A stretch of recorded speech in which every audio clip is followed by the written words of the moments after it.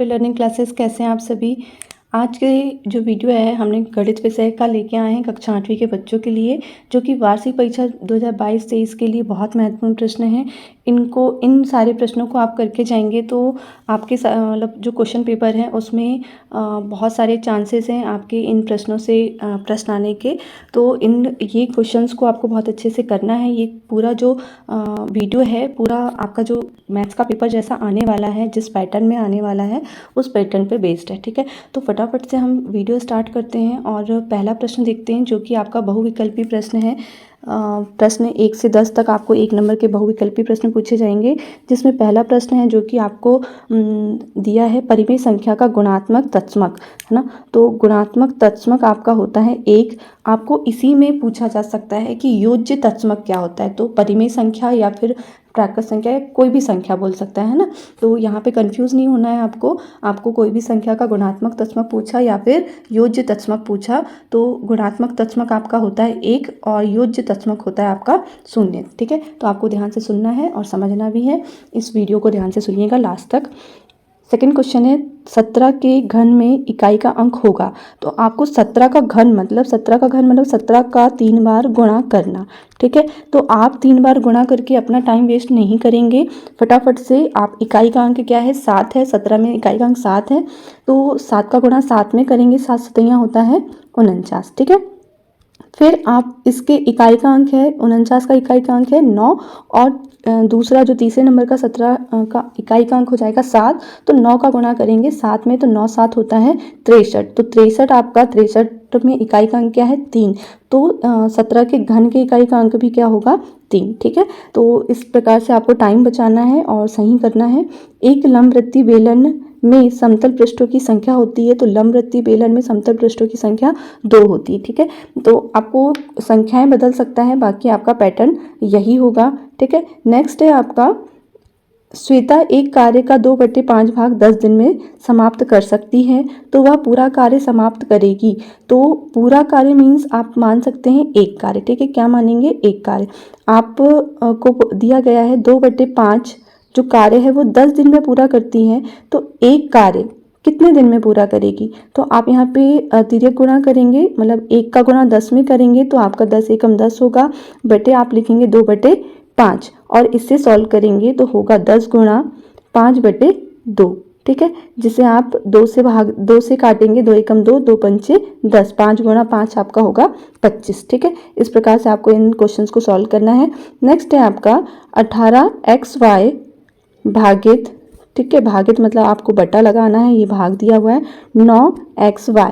आप जानते हैं कि जो अचर राशि है उसका अचर राशि में भाग देना है आपको, और जो चर राशि है उनको चर राशि से भाग देना है। ठीक है, तो यहाँ 9 एकम 9, 9 दूनी 18। ठीक है, और x से x कट जाएगा, एक ही x है दोनों में, और y से y कट जाएगा। ठीक है, तो भाग देने पर आपको प्राप्त कितना होगा सिर्फ 2। ठीक है, तो इस टाइप के आपको क्वेश्चन बना के पूछ सकता है, आपको अंक बदल के दिए जा सकते हैं, बाकी आपका पैटर्न यही होगा। ठीक है, घातांक से संबंधित एक प्रश्न दिया गया है 100 की घात 0 का मान होगा। तो आप सभी जानते हैं घातांक के नियम से 1 की घात 0 मतलब आपका होता है 1। ठीक है, मतलब किसी भी अंक की घात 0 हो तो उसका मतलब क्या होता है 1। ठीक है, तो आपको घातांक से संबंधित भी एक सवाल पूछा जाना है, तो आप घातांक के सारे जो सूत्र हैं उन्हें बहुत अच्छे से तैयार करके जाएंगे। नेक्स्ट है आपका 8 का घनमूल। तो आप जानते हैं घनमूल हम कैसे निकालते हैं। 8 का घनमूल मतलब 8 का हमको गुणनखंड निकालने पड़ेंगे। 8 का भाग 2 से चले जाता है, 2 चौके 8, 4 में 2 का भाग जाता है तो 2 दूनी 4, फिर 2 एकम 2। ठीक है, तो आपको घनमूल बोला है मतलब आपको 3 के जोड़े बनाना है। ठीक है, तो 2 के कितना 2 3 बार आया है, मतलब 2 3 बार आया तो एक जोड़ा आपको एक जोड़ा बन गया। ठीक है, तो किसका बना 2 का, तो आपका 2 क्या होगा 8 का घनमूल। ठीक है, घनमूल में आपको 3 3 के जोड़े बनाने होते हैं, तो 2 आपका 8 का घनमूल होगा। वर्गांतर आपका 50 से 60 की उच्च सीमा क्या है। नेक्स्ट प्रश्न है, तो जिसमें आपको ये बताना है कि इसका जो उच्च सीमा क्या है। तो उच्च सीमा आपकी बड़ी वाली सीमा होगी जो कि क्या है 60। अगर आपको निम्न सीमा बोला तो आपका उत्तर होगा 50। अगर आपको मध्य सीमा बोला तो 50 और 60 के बीच में आपका आता है 55, तो आपका 55 आंसर होगा। ठीक है, तो इस प्रकार से आपको ध्यान रखना है, आपको अंक बदले जा सकते हैं, बाकी आपके प्रश्न इसी टाइप से पूछा जाएगा। नेक्स्ट प्रश्न है, मूलधन के साथ ब्याज पर ब्याज लगने वाला ब्याज क्या कहलाता है? मतलब ब्याज पर लगने वाला ब्याज, मतलब ब्याज पे ब्याज लगना क्या कहलाता है? आपका चक्रवृद्धि ब्याज। ठीक है, नेक्स्ट है आपका जो क्वेश्चन है, 2/3 XY गुणा ऋण 9/10 X² Y² का गुणनफल होगा। ठीक है, तो इसका गुणा करना है आपको। तो गुणा में सबसे पहले आप देख रहे हैं ये अंश में है और ये हर में आपके 3 से कट जाएगा, 3 एकम 3, 3 तक का 9। ठीक है, और ये 2 से कट जाएगा, ये अंश में है 2 एकम 2 और ये हर में है 2 पंचे 10। तो आपका अंक कितना बचा? 3/5। ठीक है, और ये आपकी जो संख्या है वो ये धनात्मक है और ये ऋणात्मक संख्या है, तो आपका धन और ऋण का हो जाएगा, गुणा करने पर आपको क्या मिलेगा? ऋणात्मक संख्या मिलेगी। ठीक है, और आपका गुणा करने पर क्या मिला? 3/5। x का x वर्ग से गुणा करेंगे तो x का घन मिलेगा और x का x वर्ग y का y वर्ग से गुणा करेंगे तो y का घन मिलेगा। ठीक है, इस प्रकार आपका आंसर हो जाएगा A, ऋण 3/5 x का घन y का घन। ठीक है, नेक्स्ट इस प्रकार से आपके 10 क्वेश्चन जो बहुविकल्पी प्रश्न के रूप में पूछे जाने हैं वो इस टाइप से प्रश्न बना के पूछ सकता है। नेक्स्ट है आपके जो 3 नंबर के प्रश्न पूछे जाने हैं, वितरकता के उपयोग से निम्नलिखित का मान ज्ञात कीजिए। ठीक है, तो वितरकता का नियम निकालना है, जिसमें आपको जो क्वेश्चन दिया है 7/5 गुणा ऋण 3/12 धन 7/5 गुणा 5/12। ठीक है, तो आप सब ध्यान से प्रश्न को पहले पढ़िए, समझिए और देखिएगा। यहाँ पे देखिए आपका 7/5 और यहाँ पर भी क्या है? 7/5। तो और बीच में है धन, जिसमें हम 7/5 को उभयनिष्ठ ले सकते हैं। ठीक है, क्योंकि यहाँ वितरकता का नियम लगा है, इसलिए आपको ऐसे ही हल करना है। ठीक है, तो 7/5 आपने उभयनिष्ठ लिया, अंदर आपका बचा 3/12 धन 5/12। ठीक है, तो 3/5 और 3/12 धन 5/12 का लघुत्तम लिए हमने 12 और 12 का लघुत्तम लेने पर 12 ही प्राप्त हुआ, जिसे हल करेंगे तो हमें कितना मिलेगा? ऋण 3 धन 5। तो इसे आप यहाँ धन है और ये ऋण है और ये धन है। धन ऋण का क्या होता है? घटाना होता है और चिन्ह बड़ी संख्या के सामने का चिन्ह, तो बड़ी संख्या धन की है तो आपकी धनात्मक संख्या होगी और संख्याएं घट जाएंगी, मतलब ऋण 3 धन 5 बराबर होगा 2। ठीक है, बटे 12, 2 से आप कट करेंगे तो 6 बार 12 भाग जाएगा, 2 एकम 2 और 2 छिंग 12। ठीक है, इस प्रकार से आप फिर गुणा करेंगे, 7 एकम 7 और 5 छक्का 30, तो आपका आंसर आ जाएगा 7/30। ठीक है, बहुत ही आसान से प्रश्न है, आपको बहुत ध्यान से पढ़ना है और ये सारे ही प्रश्न आपको करके जाना है। नेक्स्ट क्वेश्चन है, एक ऐसे घन की भुजा ज्ञात कीजिए जिसका पृष्ठीय क्षेत्रफल 600 सेंटीमीटर स्क्वायर है। तो घन की भुजा ए माने जिसको आपको ज्ञात करना है। ठीक है, घन का पृष्ठीय क्षेत्रफल क्या होता है? 600 सेंटीमीटर स्क्वायर आपको दिया गया है क्षेत्रफल। वैसे आप जानते हैं घन का पृष्ठीय क्षेत्रफल का सूत्र होता है 6a का वर्ग। ठीक है, और दिया हुआ है आपको 600, तो ये दोनों बराबर होंगे। इन्हें हल करोगे आप तो a का वर्ग बराबर, ये 6 गुणा में है, 600 के भाग में चले जाएगा, 600/6 करेंगे तो आपको मिलेगा 100। ठीक है, a का वर्ग निकालेंगे तो दोनों साइड वर्गमूल लेने पर क्या होगा? ए का मान कितना प्राप्त होगा? 10। ठीक है, इस प्रकार ये जो प्राप्त हुई ये घन की भुजा होगी, ए का मान। ठीक है, नेक्स्ट क्वेश्चन है आपका, एक सॉफ्ट ड्रिंक फैक्ट्री में एक मशीन 840 बोतलें 6 घंटे में भरती है, वह मशीन 5 घंटे में कितनी बोतल भरेंगी? माना 5 घंटे में x बोतलें भरी जाती हैं। ठीक है, तो अभी हमको पता नहीं है तो हमने क्या मान लिया कि 5 घंटे में x बोतल भरी जाती हैं। पहले हमने एक सारणी बना ली है समय की, जो कि आपको दिया है 6 घंटे और 5 घंटे। 6 घंटे में बोतल कितनी भरी जाती हैं? 840, और 5 घंटे में आपको ज्ञात करना है, तो आपने मान लिया x। इस प्रकार इसे बटे के रूप में लिखे, 6 घंटे में 840 बोतल बराबर 5 घंटे में x बोतल। इनका तिर्यक गुणा करेंगे हम तो हमें प्राप्त होगा 6x बराबर 840 गुणा 5, जिसे हल करने पर आपको क्या प्राप्त होगा? 700। मतलब मशीन 5 घंटे में कितनी बोतल भरेंगी? 700 बोतल भरेगी। ठीक है, अभाज्य गुणनखंड विधि द्वारा 10,648 का घनमूल ज्ञात कीजिए। तो आपको सबसे पहले विभाज्यता के नियम ज्ञात होने चाहिए। इसका घनमूल निकालने के लिए आप देखेंगे इकाई का अंक क्या है? 8। तो 8 आपका सम संख्या है, सम संख्या में 2 का भाग चले जाता है, 2 से भाग देंगे हम तो हमें प्राप्त होगा 5324। फिर आप 4 है इकाई का अंक, तो 2 से भाग चले जाएगा, कितना आएगा 2662। इसमें भी इकाई का अंक 2 है, 2 से भाग चले जाएगा, आएगा 1331। ठीक है, 1331 में 11 का भाग आसानी से जाता है 121 बार। और इसी प्रकार अब आपको घनमूल ज्ञात करने बोला है, तो आपको कितने कितने के जोड़े बनाने हैं, 3 3 के। आप देख रहे हैं गुणनखंड में कि 2 का 3 बार गुणा हुआ है और 11 का भी 3 बार। ठीक है, 3 बार आया है तो 3 3 के जोड़े आपके घनमूल में निकलेंगे। तो 3 का जोड़ा 2 का है और 3 3 का जोड़ा 11 का भी है।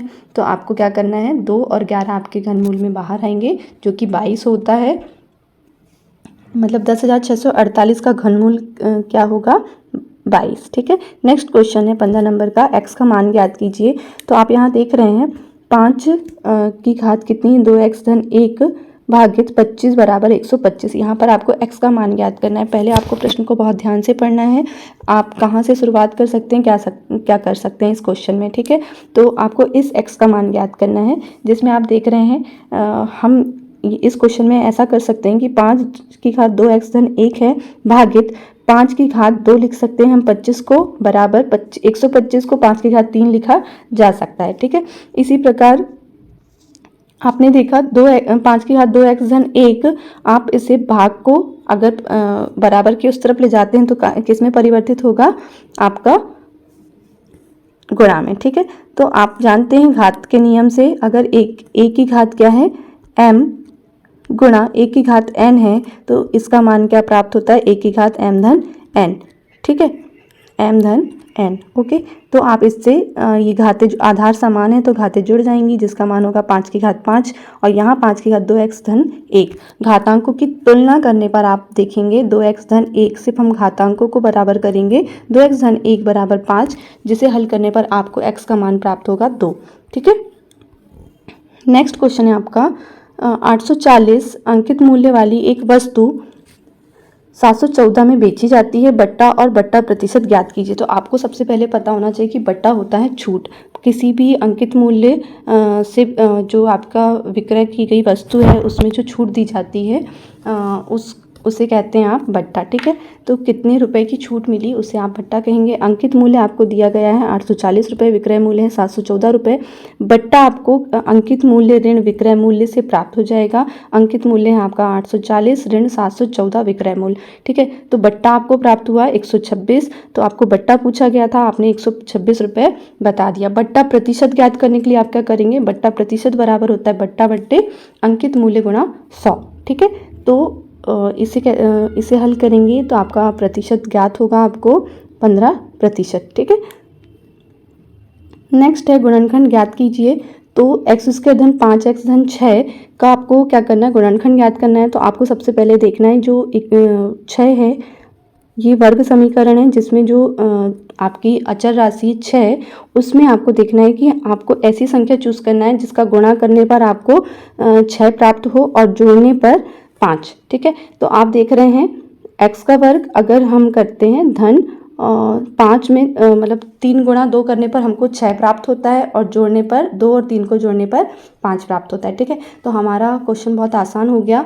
x का वर्ग धन 2x धन 3x, हम 5x को 2x धन 3x लिख सकते हैं धन 6। ठीक है, अब यहाँ से हम कॉमन निकाल सकते हैं x को। x कॉमन निकाले तो अंदर आपका बचा x धन 2 धन आपका यहाँ 6 में 3 छुपा है, 3 गुणा 2 है ये, तो यहाँ से 3 यहाँ इसमें इस पद में भी है और इस पद में भी है 3, तो आप 3 बाहर निकालेंगे, आपका बचेगा x धन 2।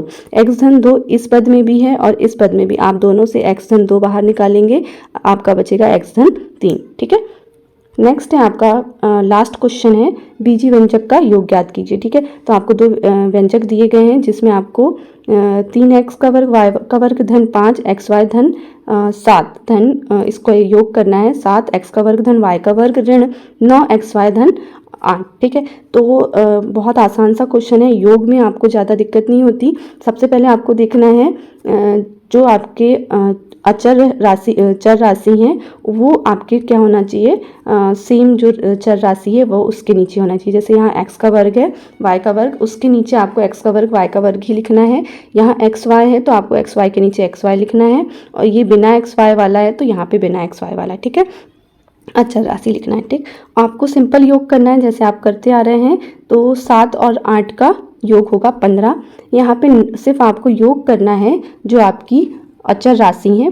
5 और 9 का योग करेंगे तो आपको योग करना है, लेकिन यहाँ पर ये ऋणात्मक है 9, तो आपकी जो योग होगा, जब धन और ऋण का योग होता है तो आपको क्या करना पड़ता है, घटाना होता है और बड़ी संख्या के सामने का चिन्ह लगाना होता है। तो आपका प्राप्त होगा 4x, है ना, 4xy। तो आपके जो चर राशि है वो आपकी योग नहीं होता, आपकी सिर्फ अचर राशियों का योग और घटाना होता है, ठीक है।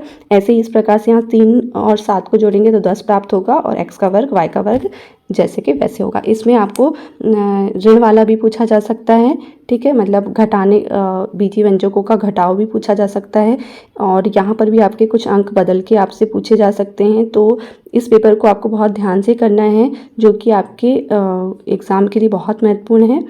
उम्मीद है आपका जो पेपर है गणित का बहुत अच्छा जाएगा। गणित के पेपर के लिए all the best. Thanks for watching.